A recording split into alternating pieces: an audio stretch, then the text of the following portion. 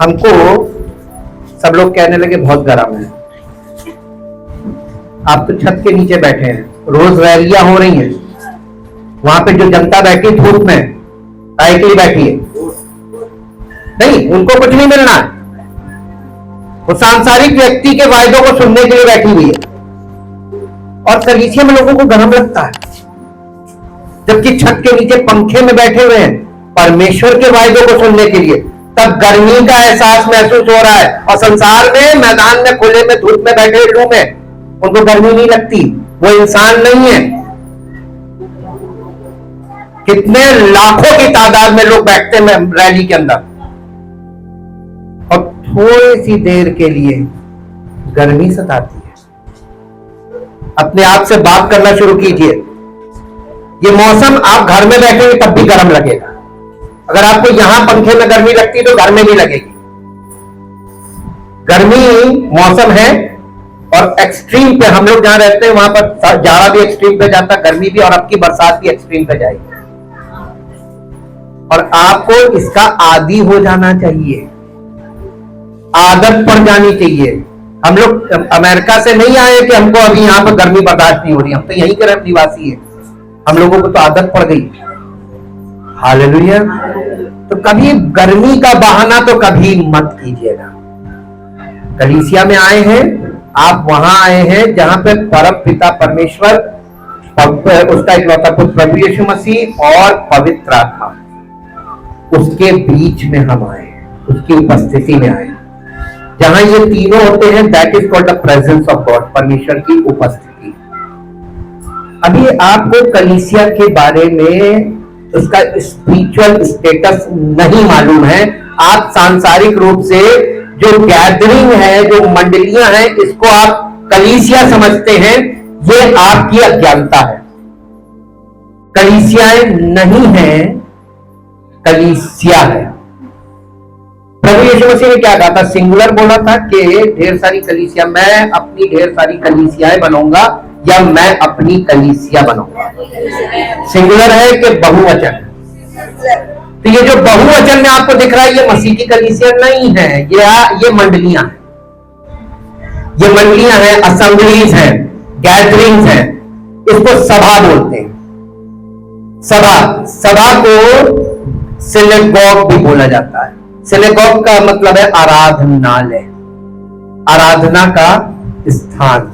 संसार में बहुत आराधनालय है, लेकिन प्रभु यीशु मसीह ने उसके बावजूद कहा था, ये नहीं कहा था मैं आराधनालय बनाऊंगा, उसने कहा था मैं अपनी कलीसिया बनाऊंगा।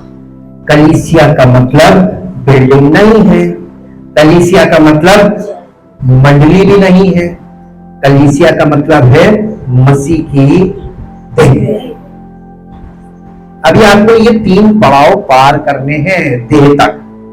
ऐसे नहीं पहुंच जाएंगे कि आज आए और कल हम कह दें कि हम मसीह में हैं।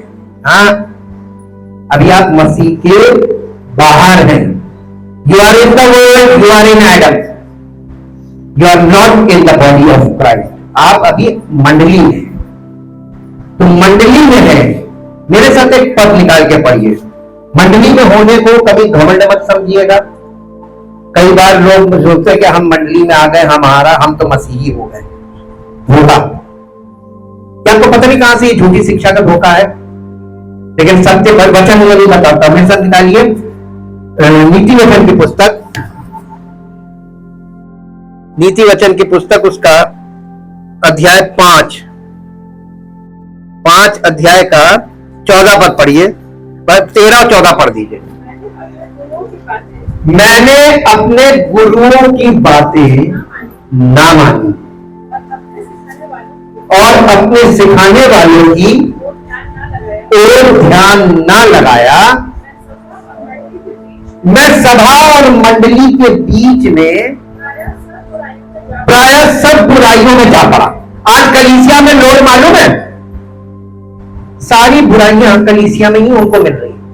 यहां आते हैं कलीसिया में, थोड़े दिन बाद आप देखिए दलबंदी शुरू, यहां राजनीति शुरू कर लेते हैं, या फिजिकल बातें शुरू कर देते हैं। फिजिकल चीजों में लोगों को घसीटने लगते हैं, अपनी फिजिकल मानसिकता लोगों के सामने उगलने लगते हैं।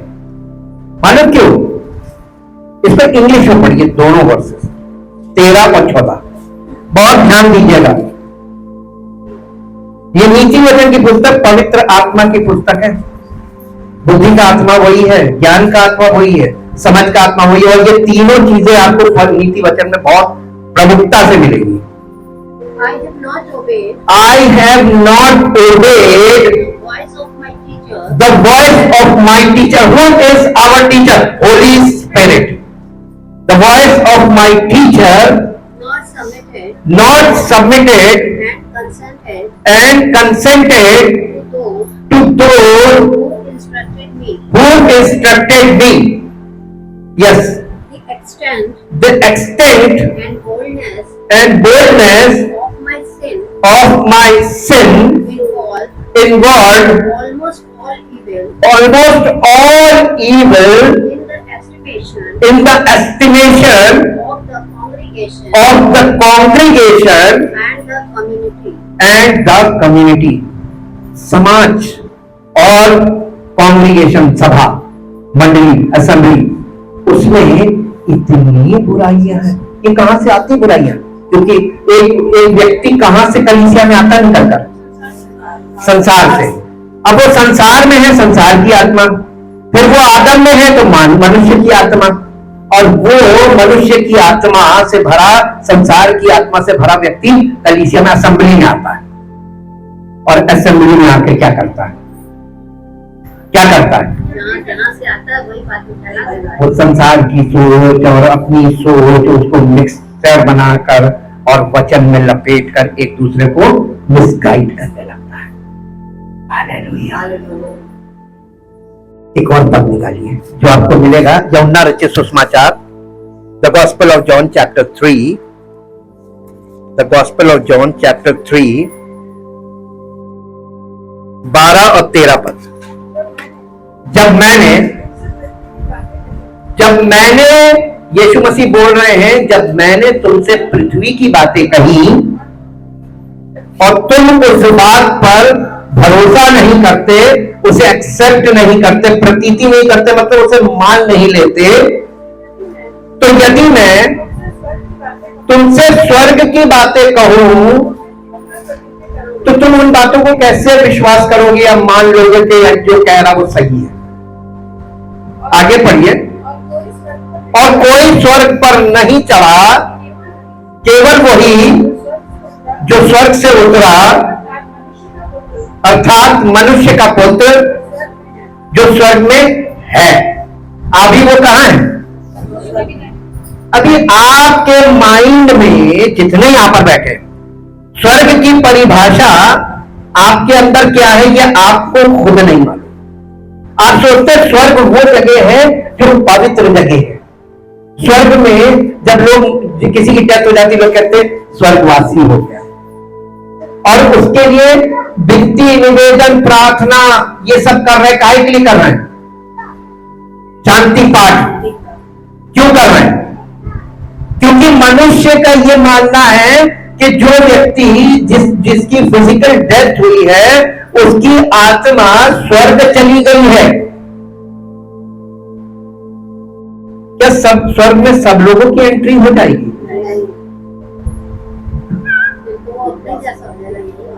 नहीं तो स्वर्ग में करप्शन बढ़ जाएगा। लेकिन उल्टा, मैं जो बोल रहा हूं इसका उल्टा है। आज पृथ्वी पर जो करप्शन है ये बिकॉज ऑफ हेवन। स्वर्ग के कारण पृथ्वी पर करप्शन है, स्वर्ग के कारण। आपको अभी तक मसीहत में केवल इतना बताया गया, प्रभु यीशु मसीह का नाम और दुआ करो, बस पाप स्वीकार करो। आपके मान लेने से क्या आपके पाप क्षमा हो जाएंगे? जबकि वचन कह रहा है परमेश्वर माफी नहीं करता है। तो पाप स्वीकार कर लेने से क्या होगा?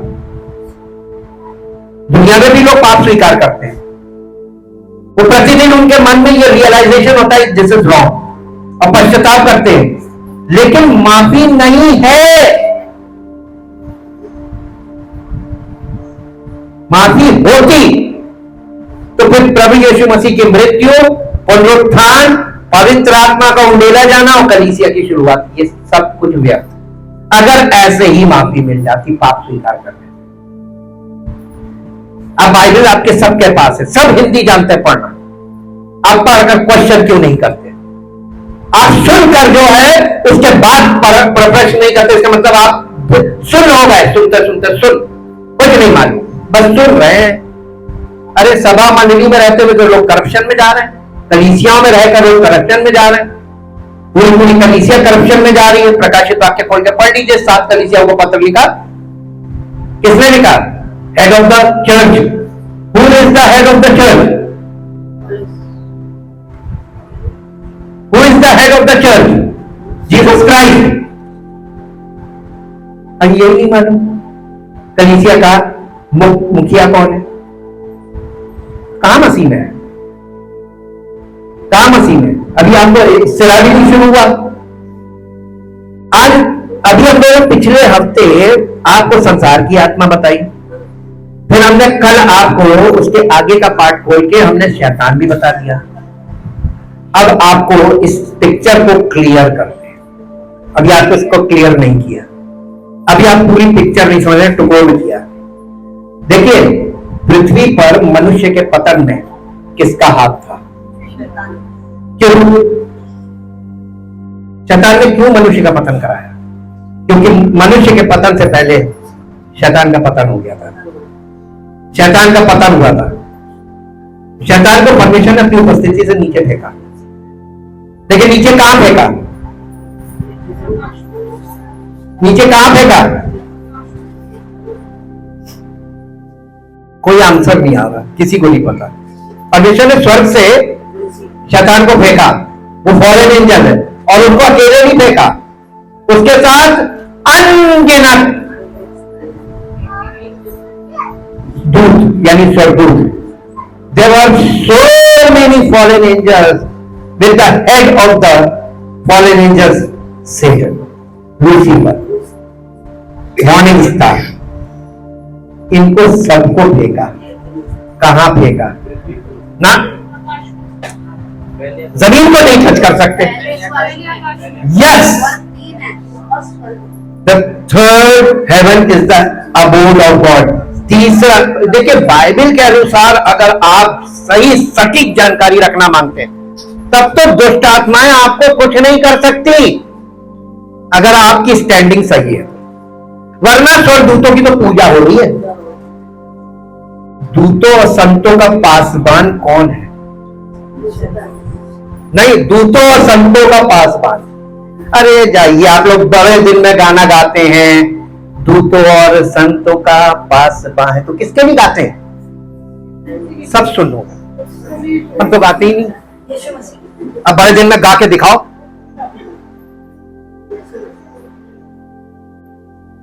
दूतों और संतों का पासबान कौन है? प्रभु यीशु मसीह, वो सबका पासबान है। तो ये जो फॉलन एंजल है यीशु मसीह से नीचे है, उसके पांव के नीचे। हालेलुया। पिक्चर अपने माइंड में क्लियर कीजिए, बाइबल पिक्चर क्लियर करवा रही है आपको। अभी आप यीशु मसीह कहने लगा मैं तुमसे पृथ्वी की बातें करता हूं तो तुम यकीन नहीं करते, तो मैं तुमसे स्वर्ग की बातें करूं, क्या यकीन करोगे? आप क्या चीज देखकर मसीह जीवन में चल रहे हैं? जमीनी?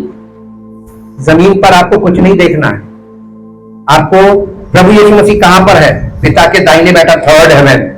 और ये fallen angels with his head Satan, ये लूसीफर, ये कहां है? First heaven. First heaven. अब आप जमीन से देखेंगे तो जो आपको आकाश दिखाई दे रहा है, ये आकाश जो आपको दिखाई दे रहा है ऊपर, बारिश कहां से होती है? आकाश से। तो आज बारिश का स्वरूप देखिए, इतनी डिसऑर्डर्ड बारिश क्यों हो रही है? फ्लैश फ्लड हो रहा, नहीं पता। ये फर्स्ट हेवन, जब आप हाथ जोड़कर ऊपर हाथ उठा रहे हैं तो ये पहला आकाश जो है, आपके सिर के ऊपर जो आकाश है, यहां पर कौन है? शैतान और उसकी सेना लिखा हुआ है। शैतान और उसकी, आप किसके सामने हाथ फैला रहे हैं? आप प्रार्थना कर रहे हैं तो प्रार्थना कहां जा रही है? अगर इतना ही सरल होता तो मूसा का तंबू के लिए परमेश्वर उसको बनाने का नियम, बनाने के सब तरीके, एक एक माइन्यूट डिटेल ना बताता। आदम के पतन के बाद मानव जाति का माइंड किसके वश में चला गया? शैतान के वश में। पहली चीज, आपका पहला दुश्मन आपका खुद का स्वभाव है। बनती बात बिगड़ जाएगी आपका स्वभाव। क्रोध कर लो, जो बातचीत से मसला ठीक हो सकता था, गुस्सा करके, मुकदमेबाजी करके अपने आप को उलझा देते और होना कुछ नहीं, पड़े रहो। अगर आपने मुकदमा कर दिया तब तो आप कहीं के नहीं रहे। न्याय, अगर अदालत में न्याय हो रहा होता है तो परिवार के परिवार बर्बाद ना हो रहे। जस्टिस इज डिलेड और जस्टिस डिनाइड, यानी आपके न्याय में लंबा समय, आपकी आधी उम्र, आधे से ज्यादा बुढ़ापे में आपको उसका रिजल्ट मिला, तो आपको फायदा हुआ कि नुकसान हुआ? तो बड़ा घमंड करते हैं कि हम न्यायवान, हम मुकदमा ठोक देंगे। करो मुकदमे एक दूसरे पे। कभी आप न्यायालय जाके देखिए, फैमिली कोर्ट चले जाइए बस, वहां देख लीजिए पति पत्नी की लाइनें लगी हुई, एक का भी मसला हल नहीं हो रहा है, एक का भी नहीं। पूछे क्यों बेटा? पूछे क्यों नहीं हो रहा है? ये बात बताइए, पति पत्नी के बीच तीसरा कोई व्यक्ति न्याय नहीं कर सकता। हम परमेश्वर के वचन के आधार पर मालूम क्यों? इन दोनों के बीच ये दोनों खुद न्याय कर सकते हैं। ये दोनों खुद न्याय कर सकते हैं, क्योंकि इन दोनों के बीच एक को भी एक के पक्ष में बोलेंगे तो दूसरे के विपक्ष में आप चले गए, बायस हो गए। इसीलिए न्यायालय में सबसे पहले दोनों की सुन तो नहीं जाती है, दोनों की शिकायतों से भरे रहते हैं, सांसारिक जीवन में बहुत है, और दोनों एक दूसरे के एक्सपेक्टेशन पे खड़े नहीं उतरते हैं। ताली कैसे बजती है? एक हाथ से बजा के दिखाइए, ताली कैसे बजती है? तो ये दोनों के मिलने पे जो भी आउटपुट निकलता है, दोनों के अलग अलग दृष्टिकोण होंगे तो आउटपुट में ये अलग अलग रहेगा।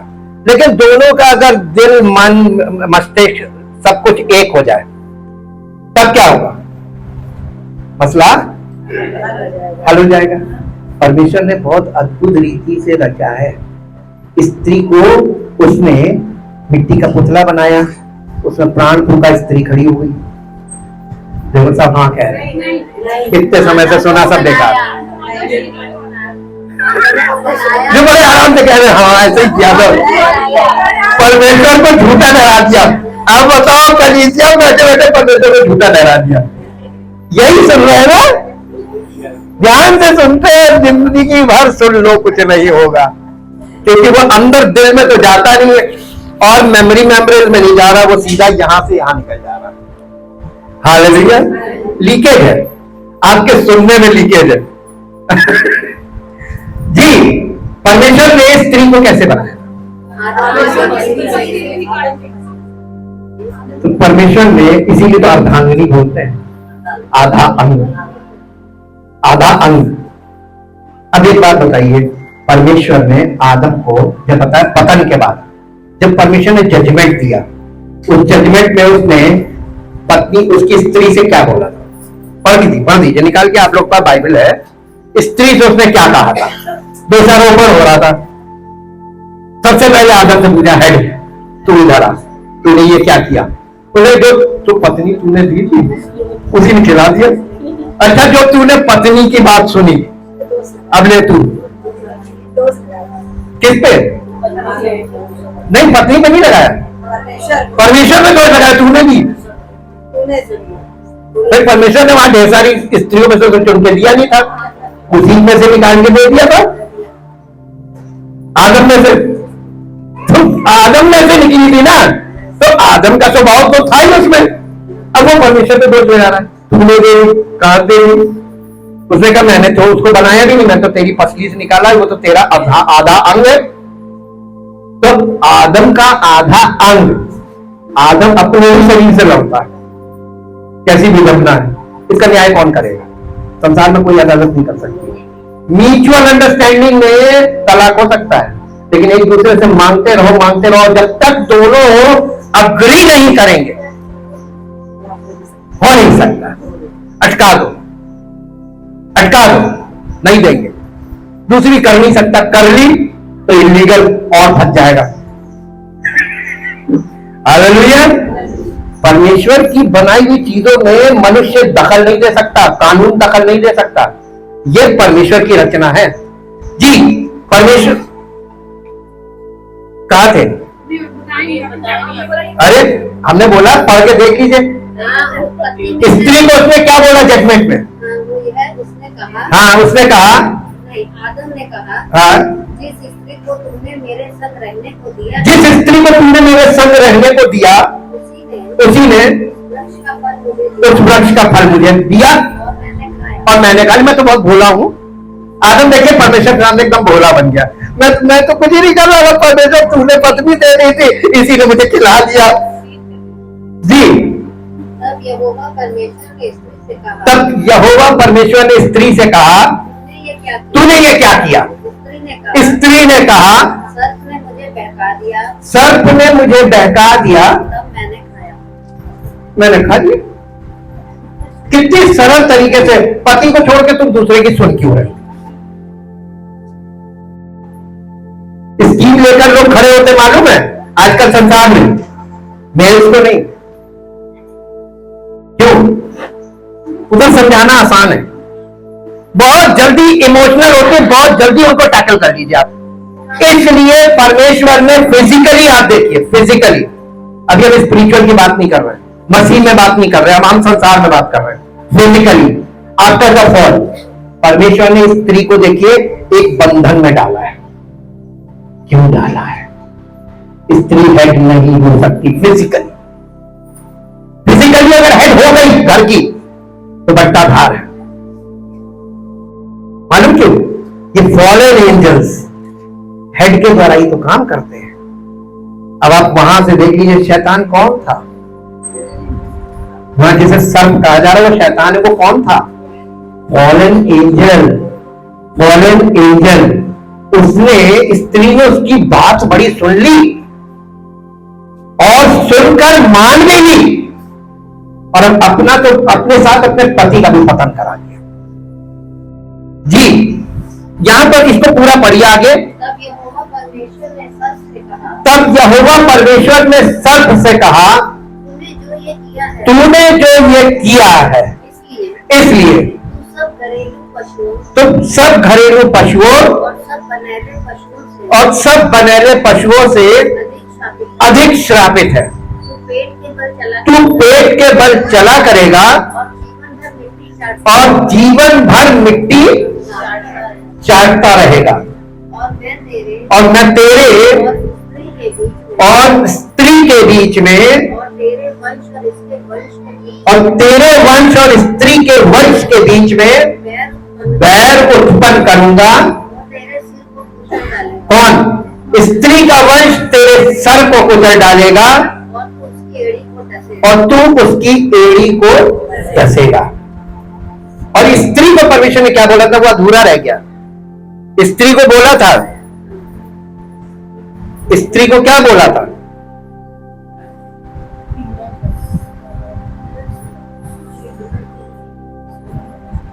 फिर स्त्री ने उससे कहा, जी, स्त्री से उसने कहा, मैं तेरी पीड़ा और तेरे गर्भवती होने के दुख को बहुत बढ़ाऊंगा। आपको मालूम है जब कोई महिला कंसीव करती, मेडिकली बता रहा हूं, जब कोई महिला कंसीव करती है उसके शरीर में, उसके जीवन में पीड़ाओं का आरंभ होता है। और ये पीड़ाओं का आरंभ 3 months and 3 months कितने हुए? 9 months हुए ना। ये 3 महीने के 3 पड़ाव होते हैं। कंसीव करने से 3rd मंथ तक पीड़ा बहुत होती है, लेकिन उतनी नहीं होती है, लेकिन 4th से लेके 6 मंथ तक पीड़ा बढ़ जाती है, और फिर 6 मंथ से लेके 9 मंथ तक, पैदा होने तक भयानक पीड़ा होने लगती है। और ये पीड़ा 3 बार यानी 3 चरणों में बढ़ती है, 3 स्टेजेस में। मैं तेरे पीड़ित होने के यानी संतान उत्पन्न करने के लिए तेरी पीड़ा को, अगर ये फॉल ना हुआ होता, इमेजिन फॉलन स्टेट में ना होते तो ये पीड़ा ना आती। ये पीड़ा आई है, ये अंडर कर्स है। जी आगे पढ़िए, मैं तेरे पीड़ा को बढ़ाऊंगा तो पीड़ित होकर बालक उत्पन्न करेगी, और तेरी लालसा, यहाँ पे बहुत ध्यान दीजिएगा, और तेरी लालसा तेरे पति की ओर होगी। इसका मतलब क्या हुआ? स्त्री हमेशा पति की, मैं कहाँ हूं? अरे आप उनसे पूछिए जिनके बाहर रहते हैं, कभी अच्छा उनके दिमाग में विचार चल ही नहीं सकता। लिख के दे दो उसका पेपर पे, हर समय दिमाग में कीड़ा रहता है। नहीं, ये मैं जनरल बात कर रहा हूं, ये जनरल नेचर है। जो त्योहार है वो भी है, सब है इसमें शामिल। जनरल नेचर है, ये बाइबल बता रही है, ये सबके लिए है। और वो मालूम है उसकी लालसा अपने पति की ओर रहेगी हर समय, और वो करेगा। अब आप देखिए पति रूल करता है कि नहीं करता है? पति रूल करता है कि नहीं करता है? इसको इंग्लिश में पढ़ दीजिए, वर्ड्स बहुत इंपॉर्टेंट है। ये बेसिक है, ये फिजिकल बात कर रहे हैं, अभी स्पिरिचुअल की बात कर रहे हैं। ओल्ड टेस्टमेंट में है, क्रिएशन में है, हम क्रिएशन स्टेज में। जी genesis chapter 3, unto the woman he said, I will greatly multiply। देखिए 3 बार मल्टीप्लीकेशन होता है। greatly multiply your grief and your suffering in pregnancy and the pangs of the childbearing with spasm of distress you will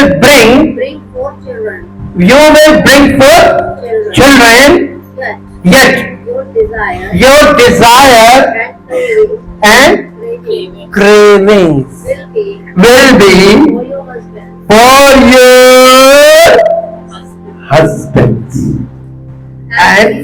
and he will rule over you। अब आप अगर इस चीज को तोड़ते हैं, ये फिजिकली बात कर रहे हैं, जो लोग आज इस चीज को तोड़ रहे हैं, तो परमेश्वर के उस विधि को तोड़ रहे हैं। परमेश्वर एक्सेप्ट नहीं करेगा। क्यों? नए नियम में लिखा हुआ है, हे पत्नियों अपने अपने पति के ना आधीन रहो, नहीं लिखा है, ऐसे आधीन रहो जैसे प्रभु के आधीन है, विदाउट एनी क्वेश्चन। ये बहुत इंपॉर्टेंट है, मालूम क्यों? Because of fallen angels, because of fallen angels. क्योंकि जब तुम पति के खिलाफ खड़ी होगी, फॉलन एंजल्स एंड ही डीमंस, उसके साथ जो दूर गिरा गया वो सब डीमंस हैं। ये इविल पावर्स तुमको और तुम्हारे पति को, तुम्हारे बच्चे को, तुम्हारे परिवार को नष्ट कर देंगे। आज क्या हो रहा है ना? ये इविल पावर्स क्यों ओवर पावर हो रही है? अब मेरे साथ आ जाइए लाइन में, अब आपको पता चलेगा कलीसिया का मतलब क्या होता है। मत्ती रचित सुसमाचार 16 अध्याय, मैथ्यू चैप्टर 16 और उसका 17, 18 और 19 पद पढ़े। यीशु ने उसको उत्तर दिया, किसको? पतरस को। जी, हे शमौन योना के पुत्र, तू धन्य है, क्योंकि मांस और लहू ने नहीं, परंतु मेरे पिता ने जो कहा है, स्वर्ग में है, थर्ड हेवन, स्वर्ग में है, ये बात तुम पर प्रकट की है, प्रकट की थी पिता ने स्वर्ग से पतरस को कि तू जीवते परमेश्वर का पुत्र मसीह है। ये बात प्रगटीकरण से कंफर्म करी जाती है और ये पिता की ओर से कंफर्मेशन है, और जिसको ये कंफर्मेशन मिलता है उसी को ये अद्भुत चीज है। यीशु मसीह ने तुरंत कह दिया ये बात तुझे खोलो गोश्त ने नहीं बताई। क्या आप किसी को प्रभु यीशु मसीह कौन है शब्दों में बताकर मुतमईन कर सकते हैं? नहीं, वो सुन तो लेगा लेकिन वो अंडरस्टैंडिंग के बाहर रहेगी चीज। हाँ, यीशु मसीह का नाम सुना है, बहुत लोग प्रचार करते हैं। अगर यीशु मसीह के नाम का प्रचार 2000 वर्ष से हो रहा है तो अब तक तो पूरी दुनिया बदल जानी चाहिए थी, क्यों नहीं बदली? नहीं मालूम, क्योंकि हम लोग सिर्फ जमीन की बातें कर रहे हैं। मसीह में क्या हो रहा है कलीसियाओं में? दुआ प्रार्थना। और मालूम है ये इविल पावर्स इसी में तो फंसाती हैं। तुम रिलीजियसली कुछ भी करते रहो, कोई प्रॉब्लम नहीं, लेकिन उसको उस रेल्म को तुम देख नहीं सकते हो। जब तक देखोगे नहीं तब तक तुम्हें कुछ नहीं मालूम कि स्वर्गीय स्थानों में कहां कौन है, क्या है, और हमारा वहां पर क्या स्थान है। जी आगे पढ़िए। और मैं भी तुझसे कहता हूं कि तू पतरस है और मैं इस पत्थर पर अपनी कलीसिया बनाऊंगा। अब एक मिनट रुक जाइए, यीशु मसीह ने कलीसिया किस चीज पर बनाई? अरे बहुत सी कलीसियाएं, बहुत से डिनोमिनेशन कहते हैं पतरस पर बनाई। नहीं, पतरस का मतलब पेट्रोस। पेट्रोस का मतलब होता है अ पीस ऑफ स्टोन, एक बड़ा लार्ज पीस ऑफ रॉक, है ना? लिखा है इंग्लिश में आ जाइए, बहुत सही। वहां पे आपको ग्रीक का लिटरल ट्रांसलेशन मिलेगा इंग्लिश में। हाँ, 18th verse. And I tell you, you are Peter। Greek में है, यीशु मसीह ने जो रियल वर्ड बोला था ग्रीक में, you are Petros, a large piece of rock, and on this rock, Greek में उसने क्या बोला था? ऑन दिस रॉक का मतलब ग्रीक में उसने कहा था on Petra, a huge rock like Gibraltar, चट्टान। उसने कहा था तू पत्थर है और इस चट्टान पर मैं अपनी कलीसिया बनाऊंगा। I will build my church. Church is built upon ना चट्टान, Gibraltar, and the second part of the Gibraltar is the rock। आपको सुनकर ताज्जुब होगा, जो लोग ये मानते हैं कि पतरस पहला पोप था। आप वो एक चर्च हिस्ट्री पढ़ के देख लीजिएगा, इंटरनेशनल है, वो कभी पोप बना ही नहीं, ना कभी वो पास्टर, सीए पास्टर भी नहीं बना। वो अपोस्टल था, अपोस्टल ही बना, उसको उल्टी सलीब दी गई थी। उसका ये चर्च से कोई लेना देना नहीं। पहली सदी की कलीसिया शुरुआत उसने, ये इसका फाउंडेशन स्टोन यीशु मसीह जो है वो कॉर्नर स्टोन है, फाउंडेशन का पहला पत्थर। और ये कौन है? पतरस सेकंड, रद्दा लगता है ना नीचे। उसके बाद 12 प्रेरित है, लास्ट में पॉल द अपोस्टल, उसके ऊपर कलीसिया बनी। द फाउंडेशन ये 12 प्रेरित और पौलुस, और उसके ऊपर कलीसिया स्टैंड करती है। तो कलीसिया फिजिकल बिल्डिंग नहीं है, ये स्पिरिचुअल बिल्डिंग है। पहली बात, कलीसियाओं पर, आज कलीसियाओं पर अधोलोक के फाटक कैसे प्रबल हो गए? बहुत सरल है, आपको यहां पे मिल जाना चाहिए क्लू। आगे पढ़ दीजिए। हाँ, इंग्लिश में ही। I will, हाँ वॉज नहीं हो सकता। I will build my church and the gates of hell hell? Heads. The power. Hades. Hades. Hades means hell, नरक. जी. The powers of the The powers of the infernal infernal region. reason. ये infernal region का मतलब क्या होता है? ये सब खोज का और स्टडी का विषय है. एक एक लाइन, एक एक पद, एक एक पॉइंट. ये इंफर्नल रीजन, ये फर्स्ट हेवन, ये इंफर्नल रीजन है. अगर आप स्वर्ग यानी जहां थर्ड हेवन है, जहां परमेश्वर है, वहां से अगर बात कर रहे हैं तो this is the lower part of the heaven, infernal region. यहां पर क्या है? इविल पावर्स का किंगडम, एक सैटनिक किंगडम. इसके बाद सूरज, चांद, तारे, ये इंस्टॉलेशंस हैं, हेवनली बॉडीज, और उसके ऊपर है परमेश्वर का सिंहासन. हालेलुया. अब आप एक बात सोचिए, इतने पिछले हफ्ते का आपने अगर ध्यान दिया हो, किसी ने मुझसे प्रश्न किया, लेकिन हमारी इस कलीसिया से अलावा जो लोग और ऑनलाइन है, वहां से क्वेश्चन आ रहे हैं. लोगों ने पूछा कि स्वर्ग में स्वर्गदूत भी, उनका भी पतन हो सकता है, जबकि वो तो परमेश्वर की उपस्थिति में है, और स्वर्ग में तो कोई करप्शन था ही नहीं. तो करप्शन वहां पर कैसे आ गया? आप ये कैसे कह सकते हैं स्वर्ग में करप्शन है? आप बाइबल को ठीक से पढ़ेंगे ना, तो बाइबल में आपको हमने वो वर्सेस पढ़वाई हैं. परमेश्वर ना तो अपने दूतों पर भरोसा करता है, ना मनुष्यों पर भरोसा करता है.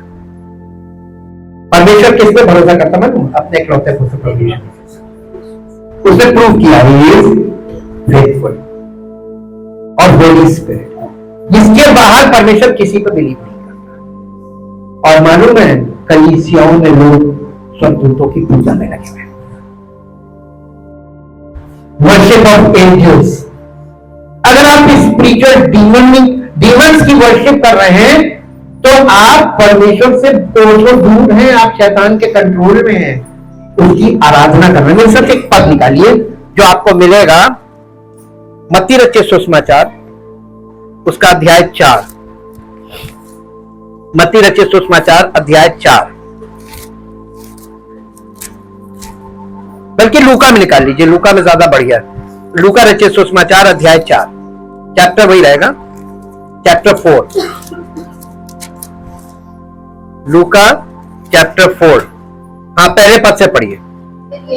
फिर यीशु पवित्र आत्मा से भरा हुआ यरदन से लौटा, और 40 दिन तक आत्मा के सिखाने. कौन सी आत्मा?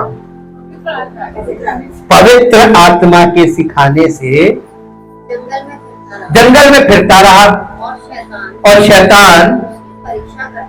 शैतान उसकी परीक्षा का. कहां? आपका मन जब अकेला होता है ना, तब शैतान खूब परीक्षा करता है, क्योंकि अकेले मन में कुछ भी अच्छा नहीं होता. जवान बच्चे जब अकेले होते हैं, मोबाइल लेकर क्या करते हैं? सब गलत चीजें देखते हैं, रॉन्ग यूज. आप सोचते हैं कि आपको कोई नहीं देख रहा है. अरे, जिससे आपको सब कुछ मिलना है वही देख रहा है. और मनुष्यों से छिपा के तुम कर क्या लोगे? मनुष्य कुछ नहीं कर सकता जी. उन दिनों में उसने कुछ ना खाया, और जब वे दिन पूरे हो गए तो उसे भूख लगी. तब शैतान ने उससे कहा, अगर तू परमेश्वर का पुत्र है, अगर तू खुदा का बेटा है, तो इस पत्थर से कह दे कि रोटी बन जाए. यीशु ने उसको उत्तर दिया, लिखा है. शैतान को मुंह तोड़ जवाब दिया. आप लोगों को नहीं समझ में आया उसने क्या कह दिया. उसने कहा मनुष्य केवल रोटी से जिंदा नहीं रहता. पहली बात ये कि परमेश्वर ने कभी पत्थर से रोटी बनाई? यीशु मसीह ये कहता है कि मैं पुत्र अपनी ओर से कुछ नहीं करता, केवल वो जो पिता को करते देखता है उस काम को उसी रीति से पुत्र भी करता है. ओबीडियंस देखिए, मनुष्य में ये ओबीडियंस है. फॉलन स्टेट है इसलिए नहीं। देखिए उसने कहा कि नहीं, मेरा पिता इस बात की अनुमति नहीं देता चमत्कार करो। आज दुनिया में मसीही लोग किस चीज के लिए परेशान है? दुनिया के सामने चमत्कार करने में लगे हुए। ये सब झूठे चमत्कार, फॉलन एंजल्स। किसके अंदर में कलीसियां हैं? Infernal regions. ये कहां से आ गई कलीसिया में? जब पवित्र आत्मा और कलीसिया की फाउंडेशन सही नहीं होगी। फाउंडेशन क्या है? Jesus Christ and apostles. Actually Jesus Christ and apostles का मतलब है the teaching of Jesus Christ and the teaching of the apostles. ये फाउंडेशन है ट्रू कलीसिया की, सच्ची कलीसिया की फाउंडेशन ये है। और जिस कलीसिया इस फाउंडेशन पे नहीं है उसमें इन्फर्नल पावर्स काम करती है। हालेलुया जी। जब शैतान उसे ले गया और उसको पल भर में, जगत के सारे राज्य, अरे आपको भी बस पल भर में वो सपने दिखा देगा, पूरे संसार की ग्लैमर और ग्लोरी दिखा देगा। देखो ये सब मैं तुम्हें दे सकता हूं जी, प्रलोभन। और उसने कहा किसने? एक बात बताइए, यीशु मसीह को पहचान किया था ना, क्योंकि यीशु मसीह पवित्र आत्मा से परिपूर्ण था और स्वयं परमेश्वर का वचन था, वचन देहधारी हुआ और वह से पवित्र आत्मा, सत्य का आत्मा। उसको तो मालूम था ये कौन है, ये फॉलन एंजल है, लेकिन एंजल ऑफ लाइट के रूप में प्रकट हुआ था वो जी। और उससे कहा, उसने संसार का सारा राज्य वैभव दिखाया पल भर में और कहा मैं ये सब अधिकार और इनका वैभव तुझे। अगर आपके सामने ऐसे प्रकट हो जाए स्वर्गदूत, चमकदार ज्योतिर्मय स्वर्गदूत, आप मालूम सोचेंगे प्रभु यीशु मसीह आ गए। मैं आपके स्टैम्प पेपर पे अभी भी लिखकर ये गारंटी कर सकता हूं, आप उसके चरणों में ना गिर जाएं, जो कहिए वो हार जाएंगे। पूरा संसार उसके चरणों में गिर रहा है, केवल इन्हीं चीजों के लिए, संसार का राज्य वैभव ये चाहिए जी। क्योंकि वो मुझे सौंपा, क्योंकि वो कब सौंपा? परमेश्वर तो कभी उसको सौंपा भी नहीं, इसने मनुष्य को पतन में डालकर मनुष्य को पद से ले लिया। क्योंकि परमेश्वर ने सृष्टि किसके लिए बनाई थी? मनुष्य के लिए, क्राउन ऑफ द क्रिएशन। और इसने उनका पतन करा के उनसे ये राज्य अपने हाथ में ले लिया। आज पूरी दुनिया में मनुष्य में ये जो पॉलिटिकल अनरेस्ट आपको दिखाई दे रहा है, राज्य के खिलाफ राज्य लड़ाइयां चल रही हैं, भयानक लोग, प्रतिदिन लड़ाइयां बहुत इंटेंसिव हो रही है। इनके पीछे बिहाइंड द सीन कौन है? Angelic being. हालेलुया। अच्छा, दुनिया में एक वहम तो है, पूरी दुनिया में, वेस्टर्न वर्ल्ड में भी ये लोग कहते हैं, वो क्या बोलते हैं, वो एलियंस एलियंस एलियंस। इनको एक चीज तो मालूम है कि कुछ आवाजें हो रही हैं, कुछ हो रहा है, अनसीन कुछ है, लेकिन कंफर्मेशन और क्लैरिटी नहीं है कि ये है क्या। लेकिन आप बाइबल में जाएंगे तो आपको सब चीजें स्पष्ट दिखाई देने लगेगी जी। उसने एक कंडीशन रखी है, सब मैं तुझे दे सकता हूं क्योंकि ये मुझे सौंपा गया है, और जिसे चाहता हूँ उसी को दे देता हूं। संसार में जितने भी ये लोग राज्य कर रहे हैं, ये सब सैतानिक स्पिरिट में राज्य कर रहे हैं। अपना भला पहले, बाकी लोगों को तो भिखारियों की तरह कुछ कुछ डाल दो और राज करो, फूट डालो राज करो, फूट डालो राज्य करो। ये डिवाइड एंड रूल पॉलिसी पूरी दुनिया में हर देश में चल रही है जी। इसलिए अगर तू मुझे प्रणाम, ये बहुत सरल भाषा नहीं है, इंग्लिश में आ जाएगी। अगर तू, ये कौन सा वर्ड है? Then the devil took him up on a high mountain and showed him all the kingdoms of the habitable world in a moment of time, in training, यानी पलक झपकने जितनी देरी में उसने पूरी दुनिया का राज्य और उसका वैभव यीशु मसीह को दिखा दिया। जंगल में एक ऊंचे पहाड़ पर ले जाकर जी। And he said to him, who said to him? Devil said to Jesus. Who said to whom? Devil said to Jesus. To you I will give all this power and authority and their glory, all their magnificence, all their magnificent excellence, excellence, preeminence, preeminence, dignity, dignity, and grace, and grace, for it has been turned over turned over to me, and I will give it. and ये English में बड़ा सही लिखा है, it is turn over to me. कहां से? Adam से इसने टर्न ओवर ले लिया था जी। And I will give it and I will give it to whomsoever I will. To whomsoever I will, जिसको मैं चाहता हूं उसी को देता हूं जी। Therefore, Therefore, if you will if you will do homage do homage to to and worship me, and अगर तू मेरे सामने झुककर वर्शिप, वर्शिप बहुत बड़ा सब्जेक्ट है बाइबल का, और ये इतना मामूली नहीं है, ये गीत गाना नहीं है। वर्शिप, वर्शिप का मतलब होता है to enter into the holy of holies, that is called worship. हम लोग एक गीत गाते हैं कि holy spirit let me take me into the holy of holies by the blood of the lamb। ये है वर्शिप। वर्शिप क्या है? प्रभु यीशु मसीह के लहू के द्वारा शुद्ध होकर पवित्र आत्मा की अगुवाई में परम पवित्र स्थान में प्रवेश करना, दिस इज कॉल्ड वर्शिप। यहां पे शैतान क्या कह रहा है? ये लूसीफर एक्चुअली ये वर्शिपर ही था, ये वहां से गिराया क्यों गया?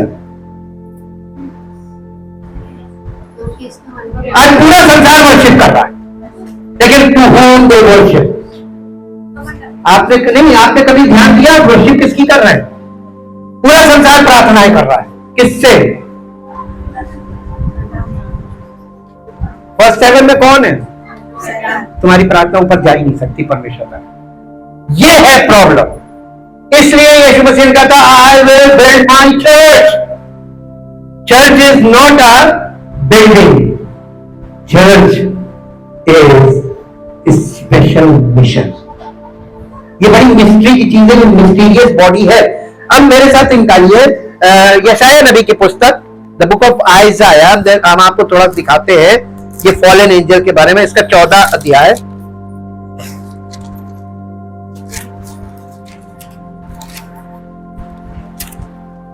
चैप्टर 14,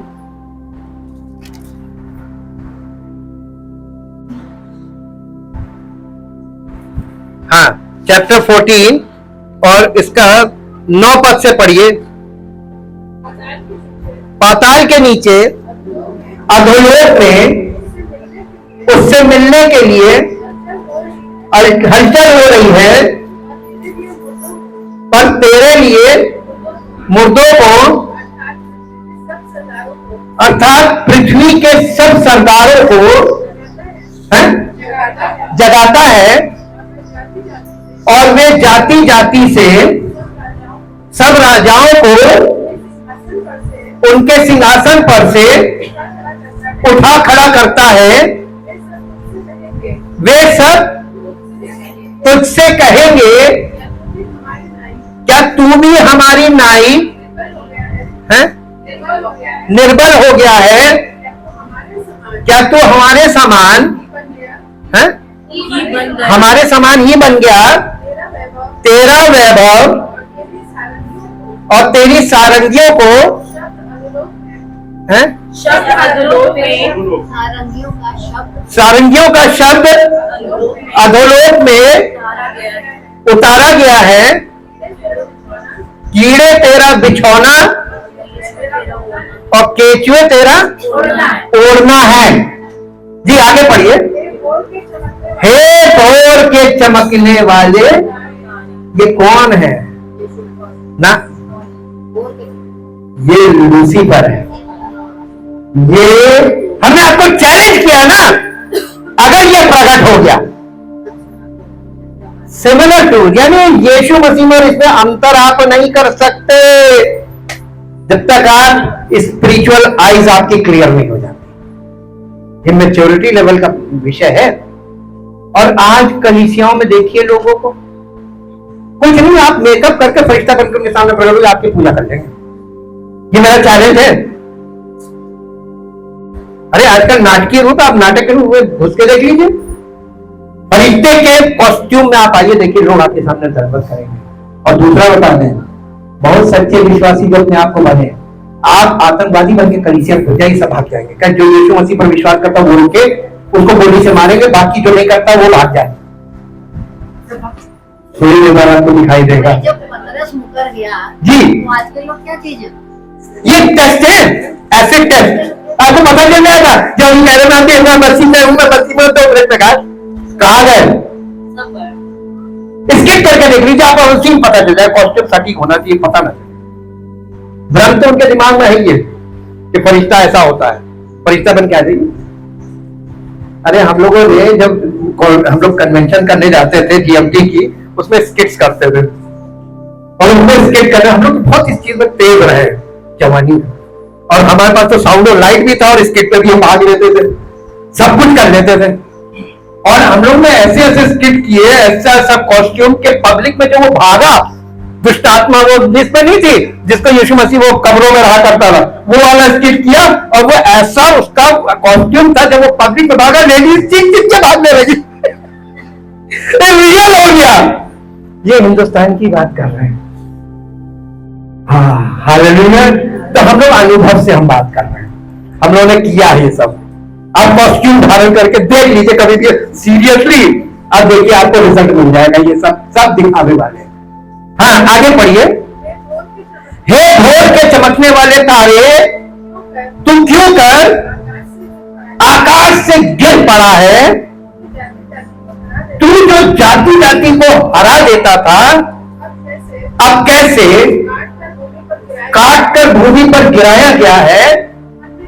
तू मन में कहता तो था, कहां, कौन से स्वर्ग पर?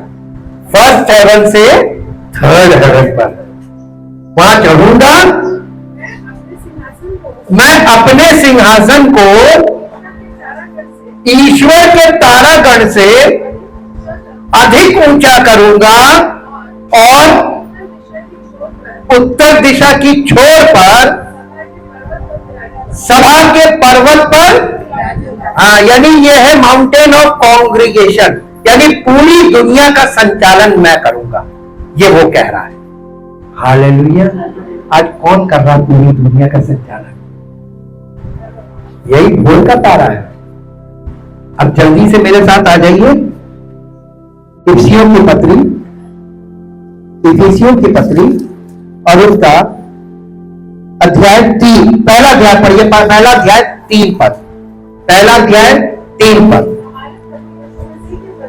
हमारे प्रभु यीशु मसीह के परमेश्वर और पिता का धन्यवाद हो कि उसने हमें, एक मिनट ब्रेक दे दे के पढ़िएगा, कॉमा का भी ध्यान रखिएगा, कि उसने हमें मसीह में, और दूसरा है स्वर्गीय स्थानों में, सब प्रकार की आत्मिक आशीष दे दी है। दी है वही दे दी है, यानी दी है यानी दे दी है। अब वो आशीषें आपके पास, आत्मिक आशीषें क्यों नहीं दिख रही? एक और पद पढ़िए, इसी इफिसियों की पत्री, पहला अध्याय उसका 20 पद पढ़िए, पहला अध्याय 20 पद। जो उसने मसीह के, जो उसने मसीह में किया, कि उसको मरे हुओं में से जिलाकर स्वर्गीय स्थानों में अपनी दाहिनी ओर सब प्रकार की प्रधानता और अधिकार और सामर्थ और प्रभुता के और हरेक नाम के ऊपर, जो न केवल इस लोक में यानी पृथ्वी लोक में, पर आने वाले लोक में यानी आने वाले युग में भी लिया जाएगा, बैठाया। तो ये स्वर्गीय स्थान कहां है? देखिए आपको बताया जा रहा है, जहां यीशु मसीह विराजमान है पिता के दाहिने, यानी थर्ड हेवन। यह है स्वर्गीय स्थान। कलीसिया कहां है? कलीसिया का कांटेक्ट कहां से है? थर्ड हेवन, फर्स्ट हेवन से है ही नहीं। तो आज लोग फर्स्ट हेवन में ये फर्स्ट हेवन पे जो इविल पावर्स है ये कलीसिया में कैसे घुस गई? Because there is no proper foundation. कलीसिया में अगर प्रॉपर फाउंडेशन नहीं है तो इन्फर्नल रीजन की पावर काम करने लगी। अभी आपको एक और चीज बताते हैं, एक और पद पढ़िए जो आपको मिलेगा इफिसियों की पत्री 2 अध्याय का 6 पद। इफिसियों 2 अध्याय 6 पद। और मसीह यीशु में उसके साथ उठाया और स्वर्गीय स्थानों में उसके साथ बिठाया, वो अपनी उस कृपा से जो मसीह यीशु में हम पर है आने वाले समयों में अपने अनुग्रह का असीम धन दिखाए। इसलिए कलीसिया को उसने मसीह में उठाया और स्वर्गीय स्थानों में बैठा दिया। तो आशीषे कहां है स्वर्गीय स्थानों में? कलीसिया। आप स्वर्ग नहीं जा सकते। वो स्वर्ग की जो बॉडी है वो है body of Christ build upon the foundation, proper foundation. The cornerstone is Jesus Christ and his apostles. This is the true foundation. और ये टीचिंग्स के बारे में बात करता है, यीशु मसीह और उसके प्रेरितों की शिक्षा के बारे में। उस पर कलीसिया आधारित है। और आज आप कलीसियाओं की शिक्षा देख लीजिए। कलीसिया में पौलुस लिखने लगा कि पवित्र आत्मा बड़ी स्पष्टता से कहता है कि अंत के दिनों में कलीसियाओं में दुष्ट आत्माओं की शिक्षाओं पर मन लगाकर कलीसिया के लोग बह जाएंगे। और वो हो जाए, अभी भी ऑनगोइंग प्रोसेस में है, हो रहा है। लेकिन आपको बता एक और पद निकालिए, इफिसियों की पत्री 3 अध्याय का 10 पद पढ़िए। 3 अध्याय का 10 पद। ताकि अब कलीसिया के द्वारा परमेश्वर का नाना प्रकार का ज्ञान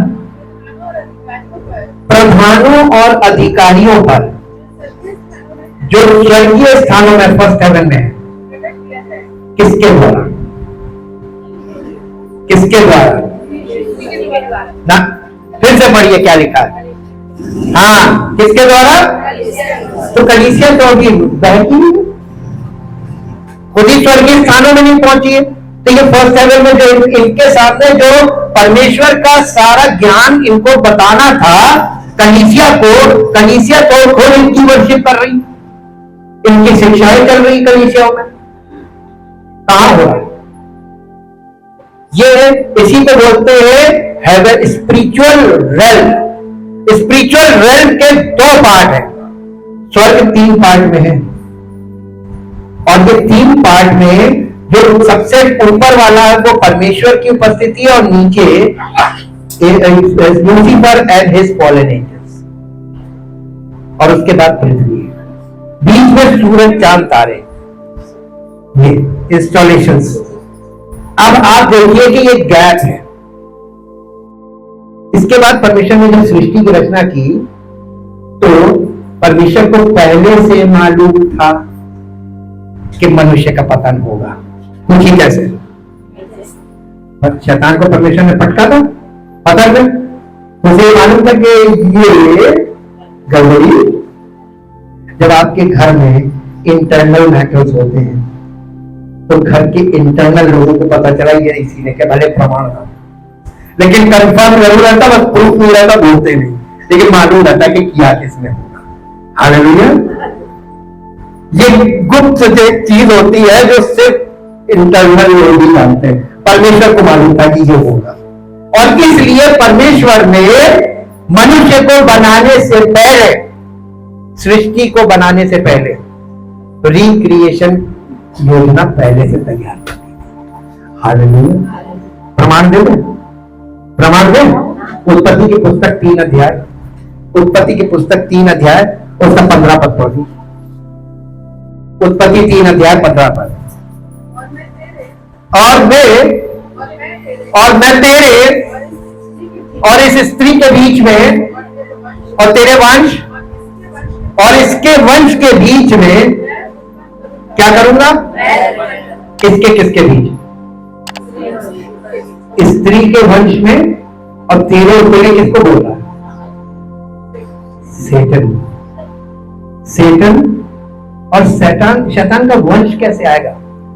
क्वेश्चन ये है, आप सुन तो बहुत आसानी से लेते हैं, समझ नहीं पाते क्योंकि आप क्वेश्चन नहीं करते। स्वर्गदूतों में मैरिजेस नहीं होती,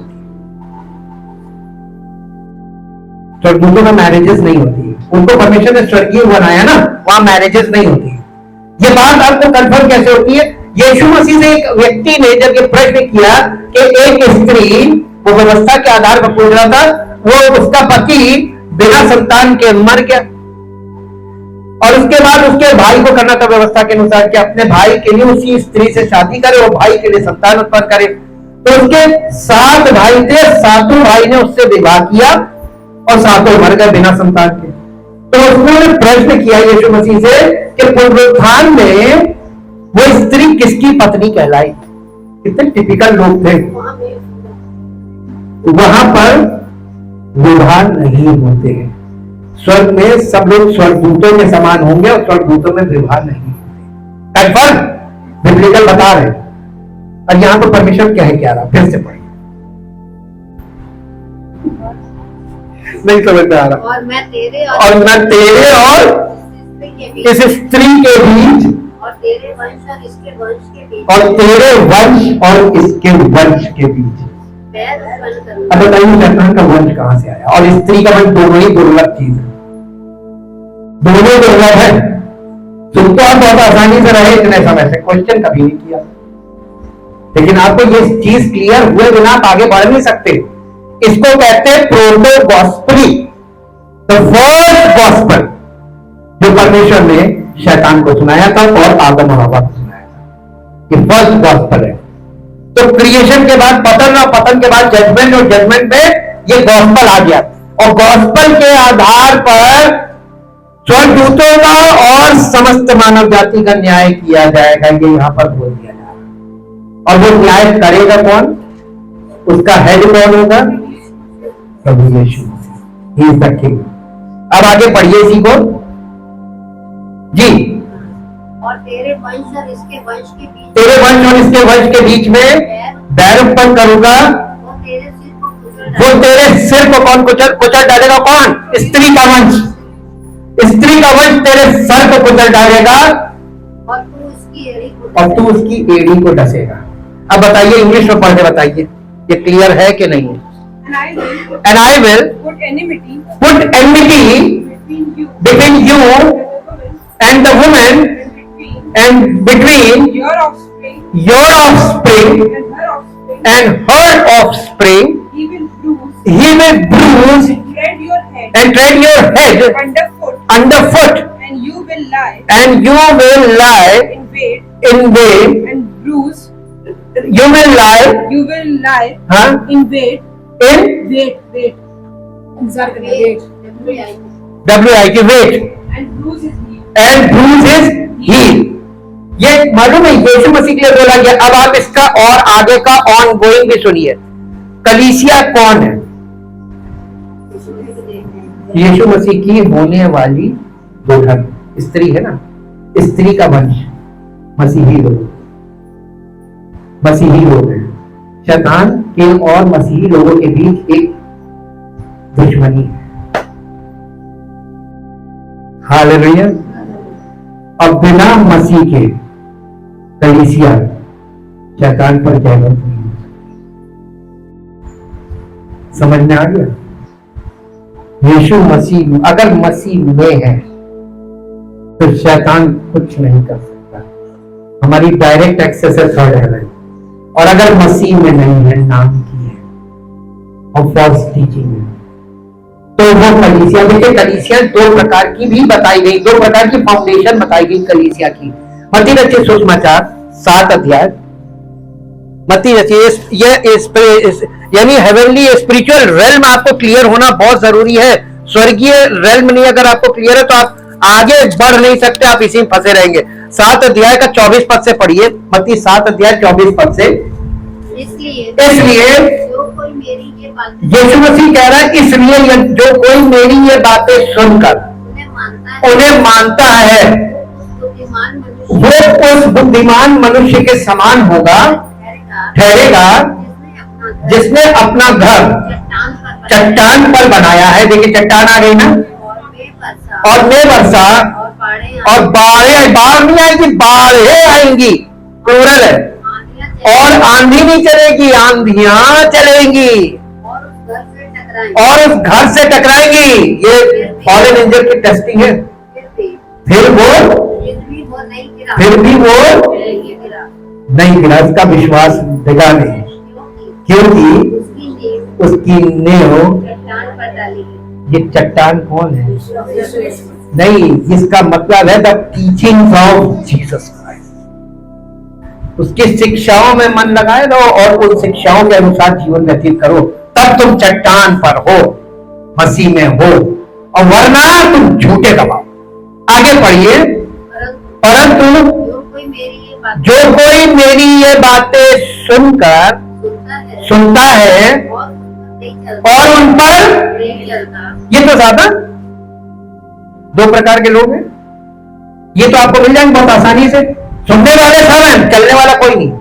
जो कोई मेरी बातें सुनता है और उन पर नहीं चलता, वो निर्बुद्धि मनुष्य के समान है, ठहरेगा जिसने अपना घर बाजू पर बनाया, फाउंडेशन नहीं है। कलीसियाएं देख लीजिए, बाजू पे खड़ी है, सब अपना अपना प्रकाशन लिए, जब अपनी अपनी डॉक्ट्रिन लिए, अपनी अपनी शिक्षाएं दे रहे, अपने अपने यानी वो रिचुअल्स चलाए पड़े जी। और में वर्षा और बाढ़ें आई और आंधियां चली और उस घर से जी, क्यों? अरे फाउंडेशन नहीं होगी तो घर को संभालेगा कौन? ये परमेश्वर का घर आना है, कलीसिया परमेश्वर का घर। इसकी फाउंडेशन कहाँ है? मसीह की शिक्षाएं। अगर वो शिक्षा आप नहीं देते हैं, वो बहुत इंपॉर्टेंट चीज है कि यीशु मसीह कह रहा है मेरी बातें सुनकर उनके अनुसार चलता नहीं। ओबीडियंट होना बहुत जरूरी है। अगर आप ओबीडियंट नहीं हैं तो आप ये ध्यान रखिए, बार बार वार्निंग दी जा रही है कि ये दुष्ट की शक्तियां तुमको छोड़ेगी नहीं, तुम्हें नहीं छोड़ेगी। बचना चाहते हैं? बचना चाहते हैं? वास्तव बताइए, बदली में जोड़ो, वाकई में यीशु मसीह की बातों को केवल सुनिएगा, वो अपने जीवन में लागू कीजिए। आप चलने लगिए। जब आप चलेंगे तब आप प्रैक्टिकली हमसे पूछने लगेंगे, भैया हम ऐसा कर रहे हैं लेकिन ये प्रॉब्लम आ रही है, तब आपको पता चल जाएगा कि आप चलने लगे।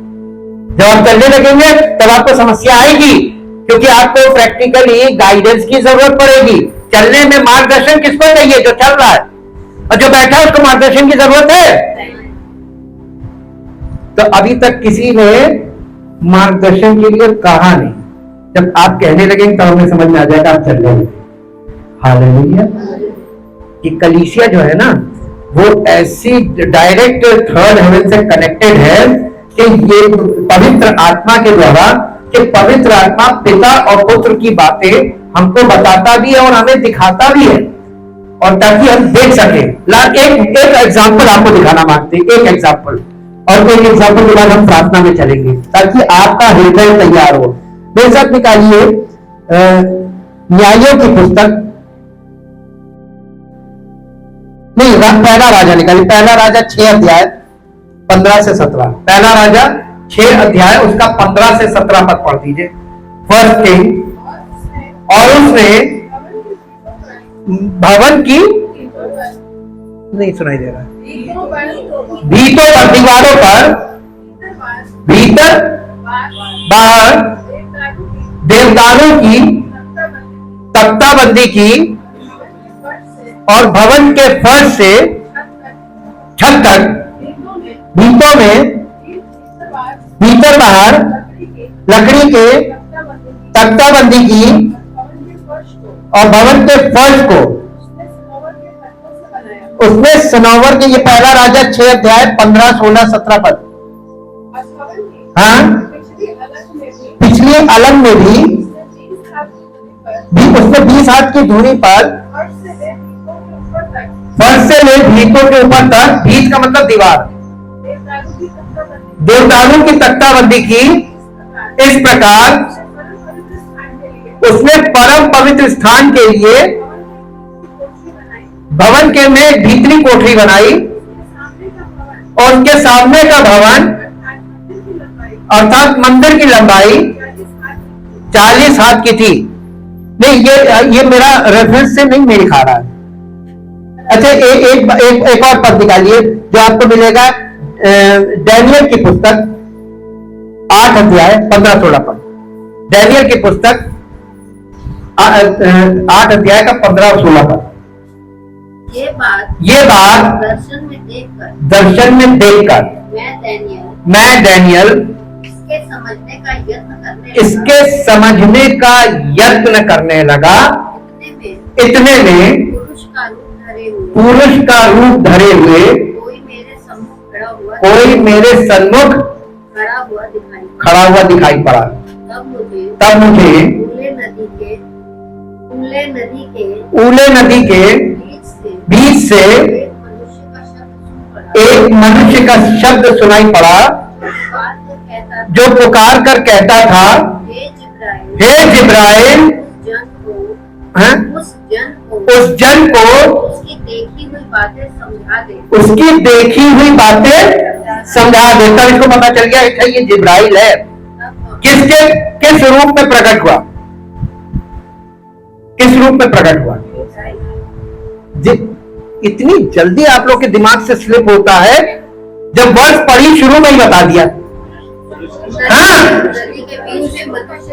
हाँ, किसके रूप में प्रकट हुआ? ये जिब्राइल था। इस स्वर्गदूतों के पास एक वरदान होता है, ये अपना स्वरूप बदल लेते हैं। ये मनुष्य के रूप में आ जाएंगे, किसी के रूप में भी आपके सामने प्रकट हो जाएंगे। ये आपको ये से बता रहे हैं, ये हेवनली रेल्म में जो फॉरेन एंजल्स है ये भी अपना स्वरूप बदल कर आएंगे जी। तब वहां मैं खड़ा था, वहां वो मेरे निकट आया और उसके आते ही मैं घबरा गया और मुंह के बल गिर पड़ा। तब उसने मुझसे कहा, हे मनुष्य के संतान, उन देखी हुई बातों को समझ ले, क्योंकि उनका अर्थ अंत ही के समय में फलेगा। उनका अर्थ यानी वो जो तुमने दर्शन देखा है उसको अभी समझ लो, क्योंकि उसको वो अंत के समय में पूरा होगा, फलेगा। और आपको मालूम है यहाँ पे जो बातें डैनियल की पुस्तक बताएगी प्रकाशित वाक्य में एकदम स्पष्ट है। The book of Daniel is the key of the book of revelation. Hallelujah. इसमें यही दिखाया गया और जियो पॉलिटिक्स में जो आपको न्यूज पे दिखाई दे रहा है वो सब यहां पर है। Thank you Lord, thank you Lord. कैसे दुनिया के शासक सैटेनिक ट्रिनिटी तैयार हो गई है। आप लोग नहीं देख पा रहे, हम देख रहे हैं। और सैटेनिक ट्रिनिटी, शैतान की त्रिएकता, परमेश्वर की त्रिएकता, मनुष्य की त्रिएकता, शैतान की त्रिएकता, ट्रिपल ट्रिपल ट्रिपल। मनुष्य देह प्राण आत्मा, परमेश्वर पिता पुत्र पवित्र आत्मा और शैतान की भी एक ट्रिनिटी है। अब ये सब ट्रिनिटीज टकरा रही है, 3 डायमेंशनल हो गया है। और ये 3 डायमेंशनल इसीलिए जो बुक ऑफ रेवलेशन है वो 3 डायमेंशनल बुक है। Thank you Jesus. आप हो सकता है अभी बहुत सी बातें ना समझ पा रहे हो, लेकिन अगर आपका भरोसा प्रभु यीशु मसीह पर दृढ़ हो गया तो आपको चीजें दिखने भी लगेंगी, समझ में भी आने लगेगी। आप सोचते हैं कि पहले सब कुछ स्पष्ट हो जाए तब हम कदम बढ़ाएंगे। जब तक आप चलना नहीं शुरू करेंगे आपको कुछ भी स्पष्ट नहीं होगा। क्या आप चलने को तैयार हैं? वचन की शिक्षा को मानने को तैयार हैं? अपने जीवन में लागू करने को तैयार हैं? अगर आप ऐसा करने को तैयार हैं अपने स्थान पर खड़े हो। Thank you, thank you, thank you, thank you. जिन्हें तो महान समर्थी परमेश्वर, हम आपका हृदय से धन्यवाद करते हैं आपके पवित्र वचनों के लिए, आपकी योजना के लिए, आपकी उस प्लानिंग के लिए प्रभु, जो आपने कलीसिया के द्वारा इस पृथ्वी पर मनुष्यों के उद्धार की योजना रखी है। प्रभु आपकी कलीसिया के लिए जिसका जो आधार है वो प्रभु यीशु मसीह और प्रेरितों की शिक्षा है। आपने पतरस को कहा था उसके अंगीकार पर जो पिता के द्वारा उसे प्रकट किया गया था, और उसने जो अंगीकार किया था कि तू यीशु परमेश्वर का पुत्र मसीह है, इस अंगीकार को ही आपने चट्टान कहा। मसीह वो चट्टान है जो कलीसिया की फाउंडेशन है, और इसी के ऊपर कलीसिया स्थापित हुई है। ये कलीसिया की फाउंडेशन है।